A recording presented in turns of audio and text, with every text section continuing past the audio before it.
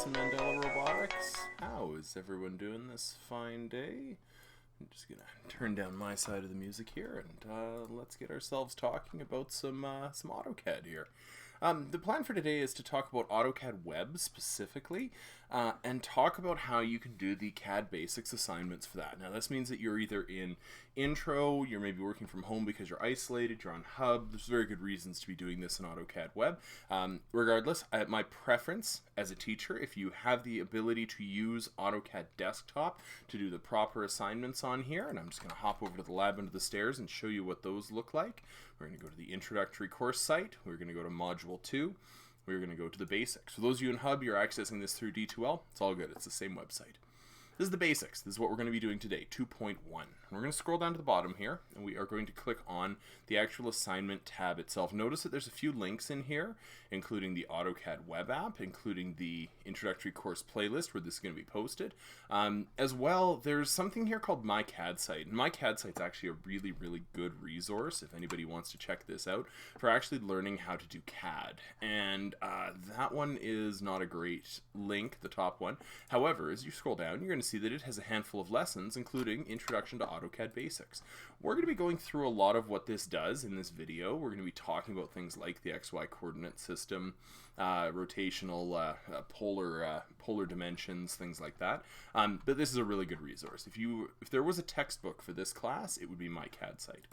That being said, let's hop back to your assignment and let's figure out what that is. I'm going to click on the link down here and you're going to pop up a folder. This folder has all of the kind of CAD assignments that we're going to be going through for this class this year for introductory. It has AutoCAD Basics, and again, my recommendation is if you have the ability to do this drawing, AutoCAD Basics, using the desktop app, that would be my preference every day of the week. It's a far better program right now. And I say right now because AutoCAD Web is a very new program. It's something that has just come around in the last few months, really the last year. And it's kind of, it's developing features as we go along, but they're not all there yet. And that's pretty common for web-based programs. I'm going to hop up this drawing, and I'm just going to quickly, for my sake, I'm actually going to open this up, and I'm going to send it to my second screen. Yes, there's a second monitor you can't see here that is off on one side. So if I look like I'm looking at the camera, it means I'm looking at my drawing. If it looks like I'm looking over to the right here, it means I'm working on my CAD space. Yes, double monitors make life easier. So I've got that CAD Basics drawing, and I've got it up on my screen here, and it is going to allow me to actually figure out where everything is supposed to go on this drawing. I'm going to hop back to AutoCAD Web, and I'm going to assume at this point that you've already set up your Autodesk account. I know I have. If you haven't yet, hop back to the email that I sent to you with some instructions about that.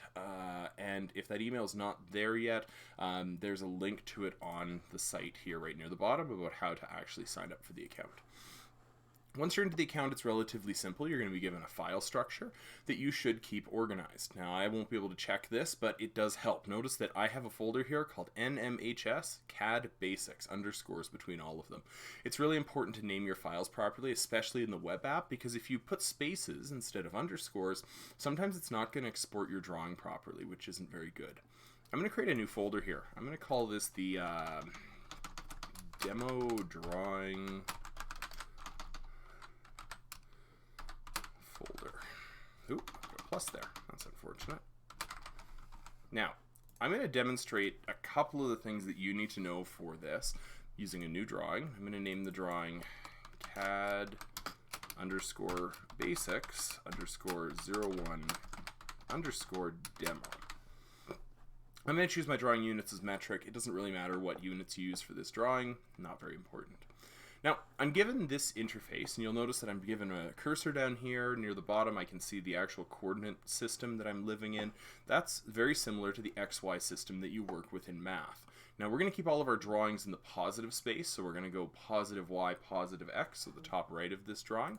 But that piece is something really interesting, that this is actually applied math in that sense. Now, what we're going to do here is we are simply going to start by adding some layers. Right now we have two layers. We have 0 and we have def points. And these are two layers that you do not want to draw in. They have very specific purposes. We're not going to go through the kind of finer details of them, but suffice it to say, they're really hard to print. We don't really want those ones. So what we're going to do is we're actually going to create a brand new layer, and we're going to call it draw. Okay, and then we're going to create a brand new layer, and we're going to call it dimensioning, or dim. And I'm going to give them unique colors. So for dim, I'm going to do a nice bright yellow. For draw, I'm going to do a nice bright green. Now, the reason we have these layers is very simply that they're going to let us draw things in different layers, so that if we, for example, wanted to make all of our dimensions go away, we could just simply make this layer invisible. That'd be very easy. It's also going to be a good way to know that we are not drawing in 0 or def points, because those will cause problems down the road. I'm going to quickly go to properties, the object properties here, and I just want to change these couple things at the bottom here. I want to just make sure my dimension style is standard, my text style is standard, and my multi-leader style is standard. Okay, we may have to use those later on, so we want to just make sure that they are the right size for this drawing. Alright, let's start drawing now. Now, you'll notice that in this view, we are in the model view. This is going to be important a little bit later on because we're going to be doing something else later in the layout view. We also notice that we have a bunch of tools down here in the bottom. We have some draw tools, we have some annotate, and some modify tools. We also have a command line down here, and this is the part I want to point out to because most of this drawing I'm going to do today, I'm going to do using the command line because AutoCAD recognizes when you type things into the box here. Let's say I want a rectangle. I start typing rectangle. I should probably spell it right. Rectangle, and it says, hey, do you want a rectangle? Yeah, I do. I press enter. Okay, it's now going to ask me a question. Rectangle, specify the first corner of the rectangle. Well, heck, let's get our drawing started here. I know that my first corner point of my rectangle can be anywhere in this drawing. I'm going to start it at 0, 0, at the origin, just like you've learned in math. Now, since it starts at 0, 0, you notice that I kind of have a rectangle showing up in the far side. If I push my mouse scroll wheel in, I can pan. I can actually spin around, and if I scroll the mouse wheel in, I can zoom. That's going to let me see where I'm actually working. Now, right now I can see that I've got a width of about 114 units, and that isn't quite what is on my drawing. My drawing has 10 units, so I'm going to type in 10 on my keyboard. Next, I'm going to press the Tab key. The Tab key is very important here on a lot of things in AutoCAD. So when I click the Tab key, it actually shifts to look at the other dimension on my screen. I'm going to press the number 7, and I'm going to press Tab again. Tab's going to go back to the original 10, but it's going to show me that this is the size of rectangle I'm about to draw. And that looks about right. I'm going to press OK. Now, if I'm not sure if this is actually the size of the rectangle that I wanted to draw, I can confirm. Because guess what? I have access to dimensions. That's under my annotate tab down here at the bottom. I'm going to go back to my layers though quickly, and I'm just going to go to my dimensioning layer. And I'm actually going to click on dimension. I'm going to click on the corner. Oop, I clicked a little far off there. That's okay. That does happen occasionally. And click on the corner here. I'm going to click on the corner here. And I'm going to realize that that's exactly 10 units wide. Likewise, if I just click on a line, I can actually dimension the whole line if I want to. It's a very powerful tool in that sense. Alright, so I've got 10 and 7. I know that I'm in a good place that I can get started. Now, the very first line that I have to draw is actually one in the bottom left corner, and I'm going to actually lay these out here. I'll put this on screen for a second. And I actually have really 5 shapes I need to draw. I have a circle, I have 2 rectangles, and I have 2 lines. So I'm going to actually start with the rectangles here, and we're actually going to go with this bottom right one.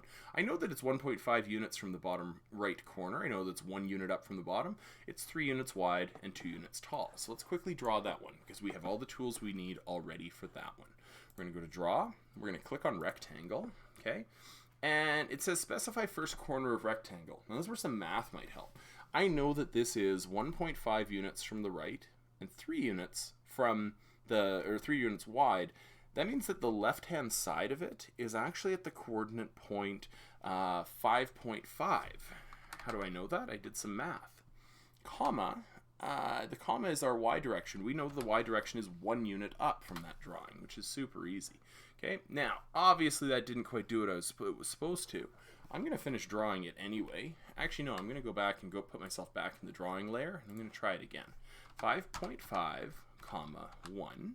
It's going to move me 5.5 units to the right, 1 unit up. That should give me something where I want it to. Clearly, I just typoed on that last one. That does happen. I'm going to make this 3 units wide. I'm going to make this 2 units tall.